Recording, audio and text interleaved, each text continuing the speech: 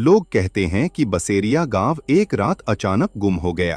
कैसे और क्यों, इसका जवाब किसी के पास नहीं था। कस्बे में पला बढ़ा एक युवा पत्रकार अजय हमेशा से रहस्यों के पीछे भागने वाला था। जब उसने पहली बार अपने दादा से बसेरिया गांव की कहानी सुनी थी तो उसके दिल में अजीब सा डर और जिज्ञासा दोनों पैदा हुए थे। दादा कहते थे कि उन्होंने अपने बचपन में उस गांव को देखा था, लेकिन जब वो 10 साल के थे तब एक रात पूरा गांव ऐसे गायब हो गया मानो धरती निगल गई हो। बस कुछ पुराने खंडहर रह गए थे। अजय को लगा कि ये बस बुजुर्गों की गढ़ी हुई कहानियां होंगी, लेकिन हाल ही में कस्बे के अखबार में एक खबर छपी। बसेरिया के जंगल में फिर से रात में रोशनी दिखाई दी। खबर पढ़कर अजय दंग रह गया। उसे लगा कि यही सही समय है जब उसे इस रहस्य के पीछे जाना चाहिए। एक शाम अजय अपने दोस्त राघव के साथ जंगल की तरफ निकल पड़ा। हवा ठंडी थी, लेकिन उसमें एक अजीब सी गंध घुली हुई थी, जैसे किसी पुराने सीले हुए कमरे की। रास्ते में उसने कई स्थानीय लोगों से बात करने की कोशिश की, लेकिन हर कोई उस गांव के नाम पर चुप हो जाता। एक बुजुर्ग ने बस इतना कहा, बेटा, रात होने से पहले वापस लौट आना, वहां जाना ठीक नहीं। जंगल के रास्ते पर जैसे जैसे अंधेरा गिरता गया, पेड़ों की परछाइयां लंबी और डरावनी होती गईं। झिंगुरों की आवाज और पत्तों की सरसराहट के बीच दूर कहीं से किसी के गाने की धुन सुनाई दी। अजय ने रुक गया और ध्यान से सुना। वो आवाज जैसे किसी औरत की थी, लेकिन इतनी धीमी और उदास कि रोंगटे खड़े हो गए।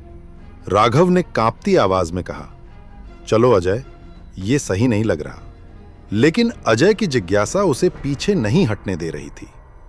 आखिरकार दोनों उस जगह पहुंचे जहां कभी बसेरिया गांव हुआ करता था। अजय ने टॉर्च जलाकर चारों ओर देखा। कुछ देर बाद उसकी रोशनी एक पुराने बरगद के पेड़ पर पड़ी। पेड़ की मोटी जड़ों में जैसे किसी ने कोई निशान उकेरा था। 3 गोल घेरों के बीच एक उल्टा त्रिकोण। अजय ने उसे ध्यान से देखा और तस्वीर खींच ली। राघव ने कहा, यह तो तंत्र मंत्र जैसा लगता है, हमें यहां से निकलना चाहिए। लेकिन तभी पेड़ के पीछे से हल्की सी फुसफुसाहट सुनाई दी। दोनों ने एक दूसरे को देखा और धीरे धीरे उस तरफ बढ़े। फुसफुसाहट रुक गई, लेकिन हवा अचानक ठंडी हो गई। अजय के हाथ में पकड़ी टॉर्च झिलमिलाने लगी। तभी सूखे कुएं से जैसे किसी के रोने की आवाज आई। राघव पीछे हट गया, लेकिन अजय सावधानी से कुएं के पास पहुंचा और नीचे झांका। नीचे कुछ नहीं था, बस अंधेरा, लेकिन रोने की आवाज साफ सुनाई दे रही थी। अजय ने अपना मोबाइल निकाला और रिकॉर्ड करने लगा। तभी अचानक उसे महसूस हुआ कि कुएं के अंदर से ठंडी हवा का झोंका ऊपर आया और उसके बाद रोने की आवाज बंद हो गई। हवा में फिर वही पुरानी सीली गंध फैल गई। दोनों दोस्तों ने वहां से निकलकर बरगद के पास बैठने का सोचा। तभी राघव ने देखा कि कुछ दूर पर टूटे मकानों के बीचों बीच हल्की सी पीली रोशनी झिलमिला रही थी। वो रोशनी किसी लालटेन की तरह लग रही थी, लेकिन वहां तो कोई रहता ही नहीं था। अजय ने कहा, चलो देखते हैं। दोनों धीरे धीरे उस रोशनी की तरफ बढ़े। जैसे जैसे वे पास आते गए, रोशनी और साफ होती गई। वहां पहुंचकर उन्होंने देखा कि रोशनी सच में एक पुरानी लालटेन से निकल रही थी, जो जमीन पर पड़ी थी, लेकिन उसके पास कोई नहीं था। अजय ने लालटेन उठाने के लिए हाथ बढ़ाया। तभी राघव ने देखा कि लालटेन के शीशे पर धुंधली सी उंगली की छापें दिखाई दे रही थी, जैसे किसी ने हाल ही में उसे छुआ हो। तभी उन्हें पीछे से किसी के चलने की आहट सुनाई दी। दोनों ने मुड़कर देखा, लेकिन वहां कोई नहीं था। अजय ने टॉर्च की रोशनी चारों ओर डाली, लेकिन सिर्फ टूटी दीवारें और सूखे पेड़ थे। रात और गहरी हो गई थी। दोनों ने तय किया कि अब वापस लौटना चाहिए। जैसे ही वे बाइक के पास पहुंचे, उन्होंने देखा कि टायर में कीचड़ लगा हुआ था। यह अजीब था, क्योंकि आने के वक्त रास्ता बिल्कुल सूखा था। रास्ते में लौटते वक्त राघव ने कांपते हुए कहा, अजय, जो भी है, ये जगह ठीक नहीं, हमें फिर से यहां नहीं आना चाहिए। लेकिन अजय चुप था। उसकी आंखों में जिज्ञासा और भी बढ़ गई थी। घर पहुंचकर अजय ने जो वीडियो रिकॉर्ड की थी उसे देखा।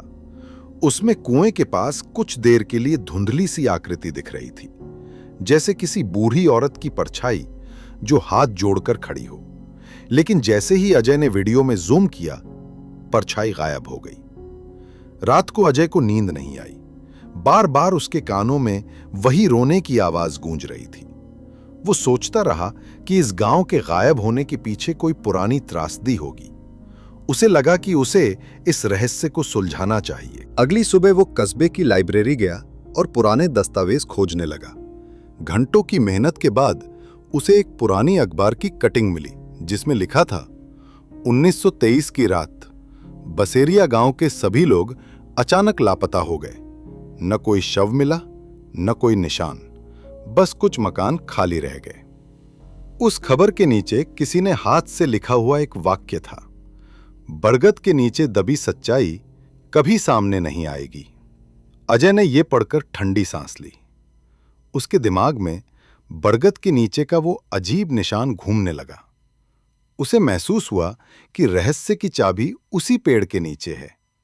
उसने तय किया कि अगली बार वो दिन में नहीं बल्कि आधी रात को वापस वहां जाएगा।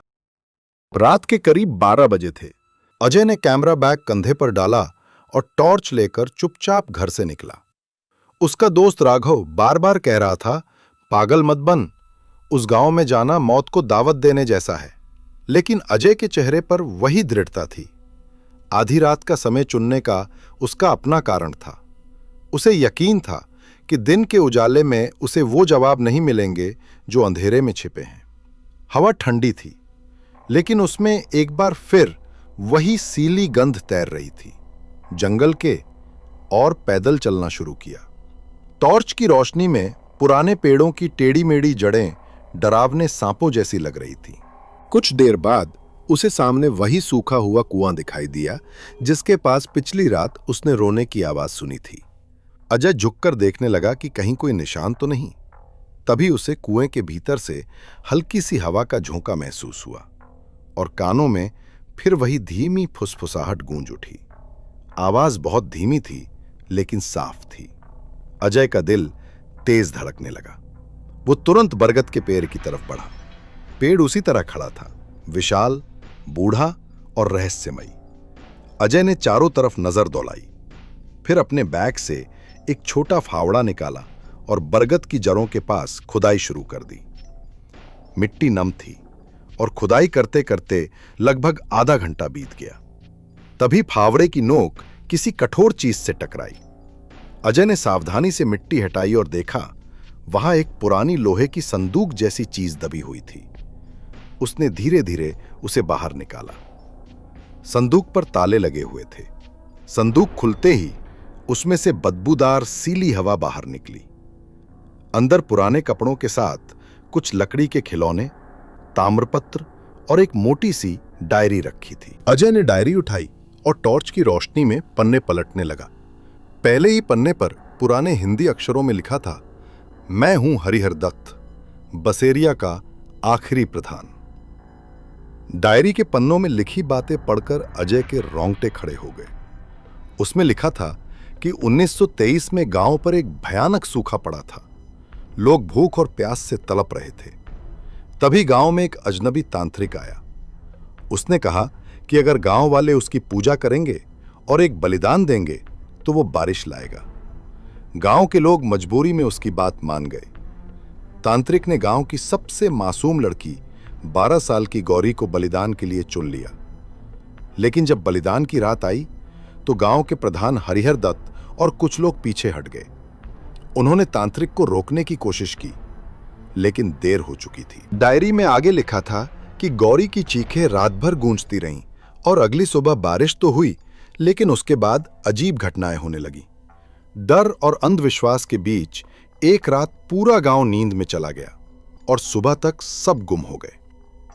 डायरी का आखिरी वाक्य था, जिसकी आत्मा को हमने बलिदान में खोया वो हमें कभी चैन से नहीं जीने देगी। बरगद की जड़ों के नीचे उसकी चीखें अब भी दबी हैं। अजय ने डायरी बंद की तो उसे ऐसा लगा मानो चारों तरफ से ठंडी हवाओं ने उसे घेर लिया हो। अजय डर और जिज्ञासा के बीच खड़ा रहा। उसने कैमरे में ये सब रिकॉर्ड करने की कोशिश की। तभी पीछे से किसी ने उसके कंधे को हल्के से छुआ। वो घबराकर पीछे मुड़ा तो देखा राघव खड़ा था। राघव ने कहा, तू पागल है क्या? मैं तुझे रोकने आया हूं, यहां से चल। अजय कुछ कह ही रहा था कि अचानक बरगद के पीछे से धुंध का एक बड़ा सा गुबार उठा और धीरे धीरे उसमें एक लड़की की परछाई उभरने लगी। वो 12-13 साल की लड़की लग रही थी। बिखरे बाल, चेहरे पर उदासी और आंखों में नमी। लड़की ने बेहद धीमी आवाज में कहा, मुझे क्यों मारा? मैंने तो कुछ नहीं किया था। अजय ने हिम्मत जुटाई और बोला, गौरवरी, हम सच जानने आए हैं। हम तुम्हारी मदद करना चाहते हैं। लड़की ने बरगद की जड़ों की ओर इशारा किया और बोली, मुझे मुक्त करो। अजय समझ गया कि उसे कुछ करना होगा और खुदाई शुरू की। कुछ ही देर में उसे हड्डियों का एक छोटा सा ढेर मिला। लगता था जैसे किसी ने वही लड़की के अवशेष दफना दिए थे। लड़की की परछाई कुछ पल के लिए तेज रोशनी में नजर आई। उसने अजय की ओर मुस्कुराकर देखा और फिर धीरे धीरे धुंध में विलीन हो गई। राघव ने कांपती आवाज में कहा, क्या यह खत्म हो गया? लेकिन तभी चारों तरफ से हल्की हल्की फुसफुसाहट सुनाई देने लगी, जैसे सैकड़ों लोग कुछ कह रहे हों। आवाजें धीरे धीरे शांत हो गईं। अगली सुबह जब सूरज की पहली किरणें उस गांव के खंडरों पर पड़ी, तो अजय ने देखा कि बरगद के नीचे की मिट्टी अब सूखी और साफ लग रही थी। वो अजीब सीली गंध भी गायब थी। लगता था जैसे सालों पुरानी कैद आज खत्म हो गई हो। अजय और राघव ने गौरी के अवशेषों को पास के कस्बे के शमशान में विधि विधान से दफनाया। उस दिन के बाद बसेरिया के खंडहरों में कभी किसी ने अजीब आवाजें या रोशनी नहीं देखी। अजय ने अपने अखबार के लिए इस पूरी घटना पर एक विस्तृत रिपोर्ट लिखी। गुमशुदा गांव का रहस्य, एक बलिदान की अधूरी आत्मा। उसकी रिपोर्ट ने पूरे प्रदेश में सनसनी मचा दी, लेकिन अजय ने गौरी की आत्मा के सम्मान में उसकी तस्वीर या वीडियो किसी से साझा नहीं की।